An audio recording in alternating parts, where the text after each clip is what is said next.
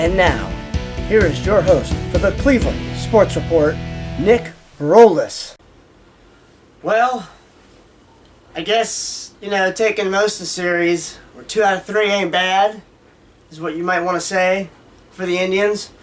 Welcome, everybody, to a brand new edition of the Cleveland Sports Report. I am your host, Nick Brolis, and I talked to you guys about the Indians' road trip out in California with the Giants and the Angels after they got swept by both teams. And I told you that the Indians had to come back home. Let's bring over the schedule while I'm thinking about it. And they had to take most of the series from Chicago, which was 3 games. And they had to take most of the series from the Twins, starting on Monday. And they were on the verge today of sweeping the Chicago White Sox. But it didn't happen. John Axford came in and gave up a 3-run homer. And I'm listening to some of the radio shows for postgame for the Indians. And they got all these people calling for Francona's head. And this is what I don't understand. Kluber pitched a heck of a game today. And I'll get back to the series here in just a second. But Kluber pitched a heck of a game today. I think he had 13 strikeouts, which was a career high. And yeah, I'm sitting there eating and I'm thinking, this guy might as well go for the complete game. And then they take him out and they bring in Axford and he gives up the 3-run homer. And the Indians end up losing to the Chicago White Sox by a final score of 4-3. But my thing is this. I didn't have a problem with them taking Kluber out, although I did want him to see him get the complete game. But you have a closer and you paid the closer to come in and close your games for you. I have a problem with that. That's his job to close the game, not the manager's. Kluber was up to, I believe, 110 pitches when they pulled him out of the game, which I'm fine with. You don't want to jeopardize his next couple starts by overusing his arm.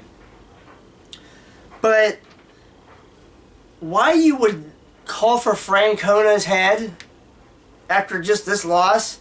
Because Axford does lead the AL in saves with, I believe, 9. Was going for number 10 today. And in my opinion, you, like I just said, you paid the closer to come in and close your games for you. He didn't have his stuff today. Okay, it was 1 game. It's not like he's been Chris Perez, where he comes in and he has 3 or 4 outings of coming in and not being able to close games, 3 or 4 games in a row. So I'm not going to overreact to this. And I think they took 2 out of 3 games, which I'm happy with. Sweep would have been nice. But see, I think what the Indians have to do is, again, continue to take series. They can't afford to get swept. And I'll tell you why. And I think you already know where I'm going with this. Tigers won today again. And let me pull up the standings here. Because I've been telling you guys that the Indians have to be within 5 games of the Tigers in order for me to even think they got a chance to make the playoffs this year. Well, they won today, and they're now 17-9, which is first place in the Central, obviously, followed by the Minnesota Twins at 14-15. Then you go all the way down. 13-18 are Cleveland Indians, dead last.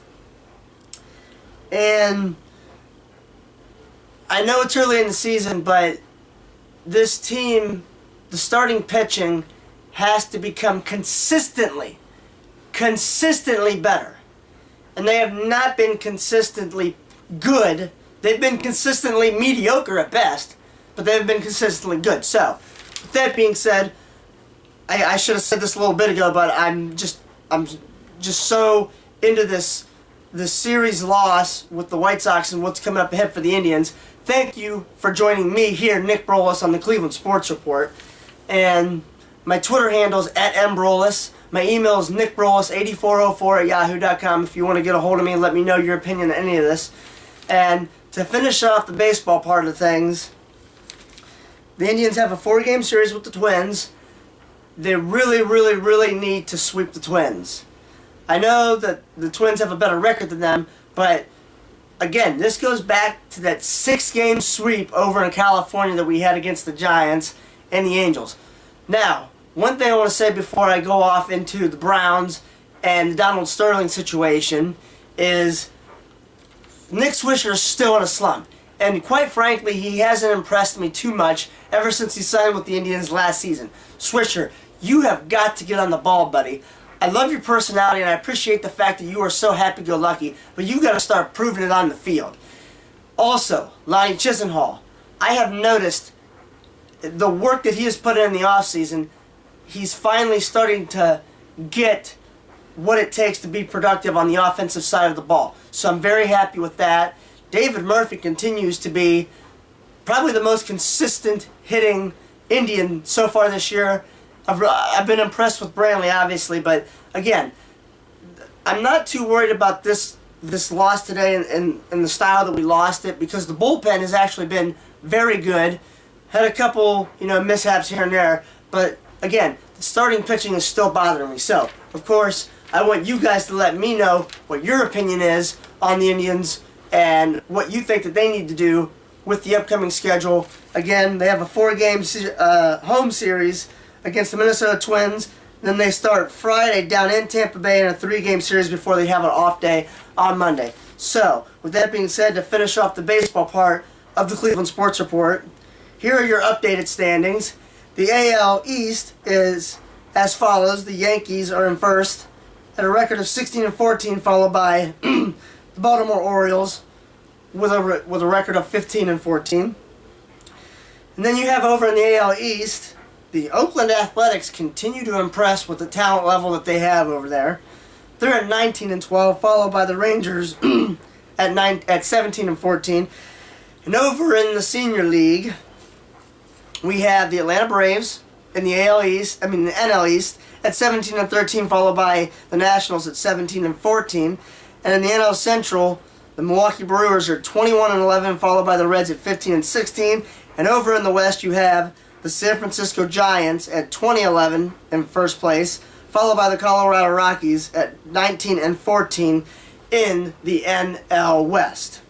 Now, I told you guys on the last Cleveland Sports Report that I was going to have a Cleveland Sports Report just for the draft, which comes up this Thursday, May the 8th, at 8 o'clock on the NFL Network.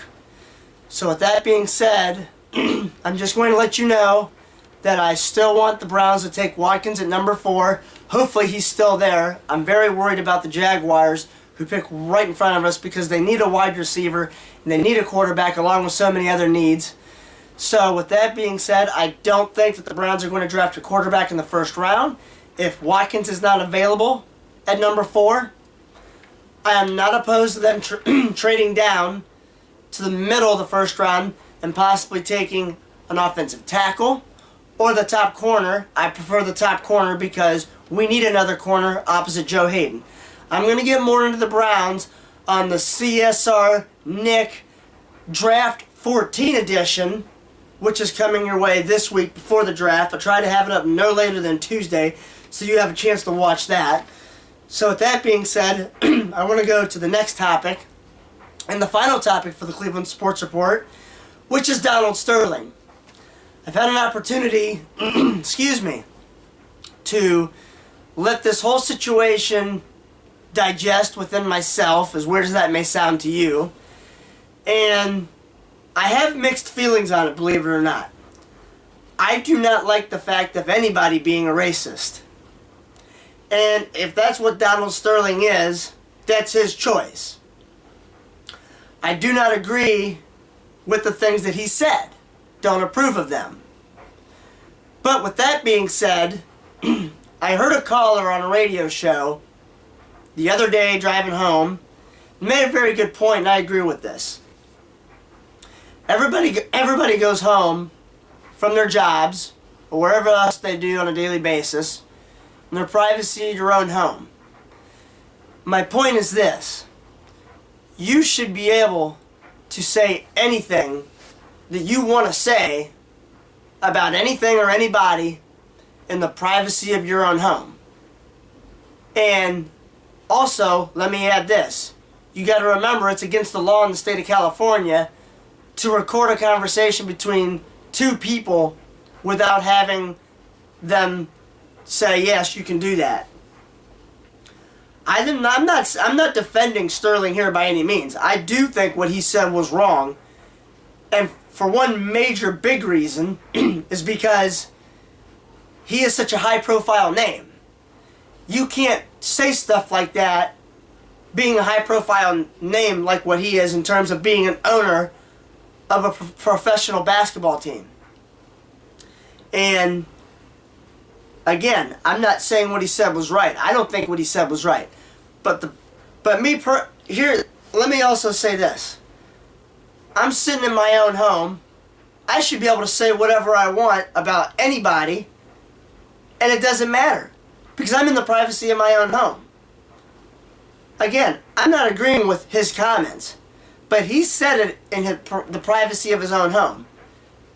That Stiviana, I think is what her name is, his girlfriend, whatever you want to call her, she recorded all this, and that's why this has all been made into such an ordeal. But he was in the privacy of his own home, so he's allowed to think and say whatever he wants. You can't come to my house and tell me what to think or what to say, and I can't come to your house and tell you what to think or say, whether I think it's right or wrong. So, with all that being said, I want to know your opinion on that. Again, my Twitter handle is @mbrolis. My email is nickbrolis8404@yahoo.com. And with that being said, again, I'm having a special draft version of the Cleveland Sports Report that you will be able to watch before the draft. Again, it will be entitled CSR space Nick space draft space 14. You'll be able to find that on YouTube. And let me know what else you think, whether it's, again, about the Indians and their upcoming series with the Minnesota Twins and the Tampa Bay Rays, and what you thought about their series with the White Sox, and what you think about Francona and what he should have done. Let me know what you think about the draft on May 8th. And again, I'm sure I'm going to get plenty of feedback on this Donald Sterling case because it's not going away anytime soon. But that's just my opinion. But again, I thank all of you very much for tuning into this edition of the Cleveland Sports Report. My name is Nick Brolis. Thank you for joining. Look forward to seeing you for the draft.